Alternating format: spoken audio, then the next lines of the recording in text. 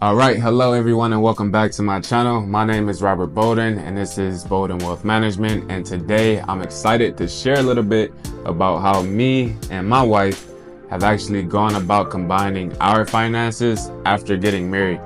Money is one of those things that can either bring you closer together with your spouse, or it can be the total opposite and be the very thing that separates and brings some division in between you two. So me and my wife knew it had to be a very intentional process for us that was going to require a lot of open communication and trust. And today I want to invite you into that and how we work through some of those things. So if you and your spouse are navigating some of the same conversations on how to manage money together, or you're planning to get married and want to begin having some of these conversations one day, or maybe you're single and wanting to navigate it for yourself first before you bring someone else into this space, I hope that this video gives you what you need, the insight and inspiration that you were looking for. So when preparing for marriage, my wife and I both knew that we had to be on the same page financially. But the big question is, how do you actually do that? You're talking about two totally different people coming from two totally different backgrounds with two totally different thought processes on how everything works with money. How does one come to even think about making these two people become one flesh and one mind when it comes to making financial decisions? So for me and my wife, before we walked down the aisle, matter of fact, before we even got engaged, we were having what we call these money talks. We laid out everything from our income and earnings to our debt, to our savings, to our spending habits, all the way down to what our credit scores were at that time. Because I was taking her seriously, I didn't want to wait until the last minute to start having these conversations. So we did start early, even when we were dating. And during this time, although I didn't know everything and all the information about her finances, I did have a good sense of what type of shape she was in financially, as well as some of her financial patterns that would potentially affect us in our future. These conversations certainly weren't easy all the time, but they certainly were beneficial to have and were necessary. So at this time, me and my wife both had separate accounts as well as separate systems on how we managed our money. Corey had a bill account where she would set up automatic payments, and she knew exactly how to allocate her income.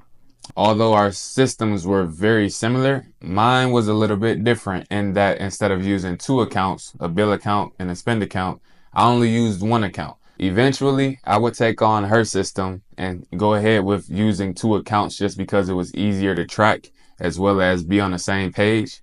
But we also had our own investment accounts and other checking accounts that we owned on our own. So while we were dating, although we never had any accounts together, and although we had some insight into how each of us managed our money individually, as soon as we got engaged, one of the first things that we did was open a joint savings account. And we could set specific goals for this account to make sure that we were always in alignment and on the same page for what we were doing with this particular money. I really do want to emphasize this point of setting up that joint account, because it really did help us when it came to staying organized and focused.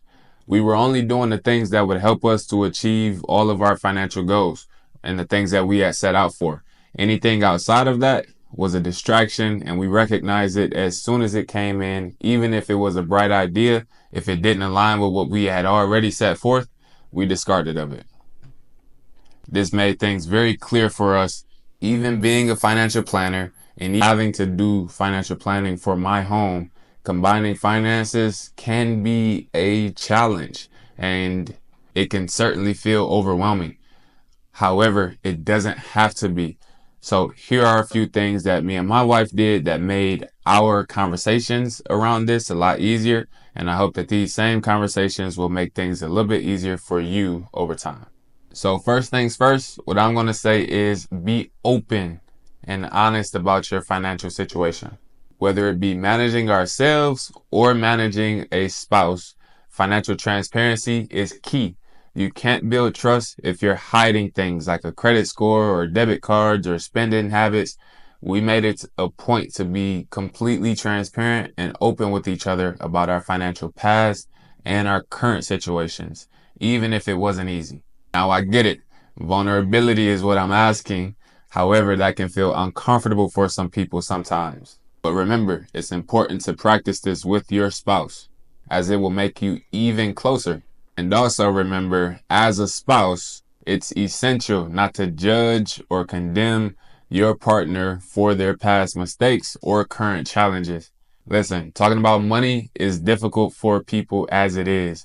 So keeping in mind that you need your spouse to be on your team, make every effort to ensure that they want to remain on that team. Secondly, I would say one of the biggest things is moving from the mindset of my money to our money. This was honestly a challenge for me. As a single male going into marriage, I had only thought about myself. So one of the biggest decisions for any couple is whether they're going to combine everything, whether they're going to keep things separate, or if they're going to have some type of hybrid system where they both have joint accounts and other individual accounts. You're going to have some iterations of this more than likely, but it's going to come down to what works best for you. At first in my marriage, we tried the whole 50-50 approach, and this was where I would cover some of the bills sometime and she would cover others at other times. This felt totally unnatural to us. I didn't like it at all, and it made me feel as though we were still operating as individuals rather than a unit.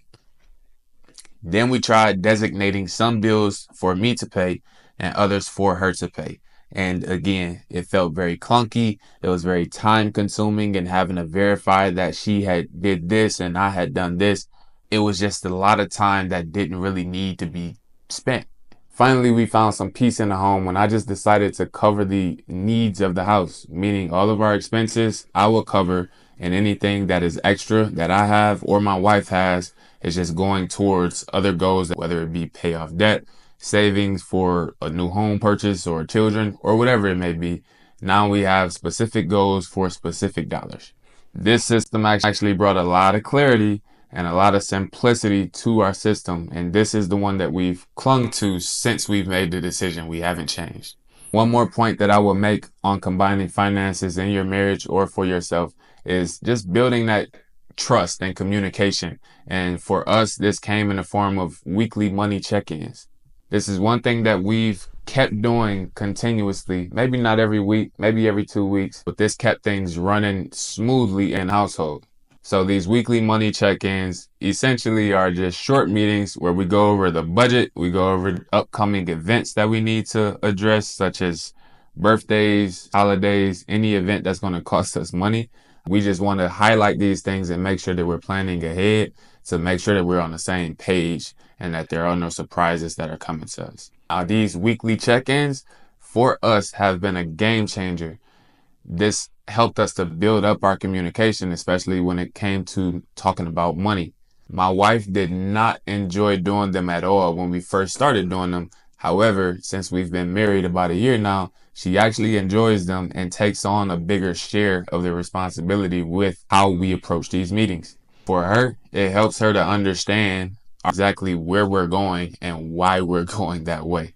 So like I said, these meetings are there to help us avoid surprises, make adjustments as we need to, and just to remain united and unified in our goals. Now, having this type of financial unity in your home is going to take some work, but it is well worth it. Ultimately, combining our finances is not easy. There are going to be some disagreements. There are going to be some adjustments. There are going to be some compromises and things that you have to give up to get on the same page. But looking back at it, implementing this type of regimen into our home and into our communication has been one of the best decisions that we've made. For us, it's built trust. It's opened up our communication and how we deal with one another. And it also brought us closer to one another so that we have better understanding as individuals. So again, if you're newly married, preparing for marriage, or you're just getting things together for yourself right now, take the time to get on the same page with yourself or with your spouse financially. Be honest, patient, and remember, you are a team. It's not just about managing money. It's about growing together in every aspect of your marriage. Thanks for watching. Let me know in the comments how you or your spouse or you as an individual manage your finances. And don't forget to subscribe for more videos on faith, finances, and building God-centered marriages. Hope you all have a great day, and I'll see you all soon.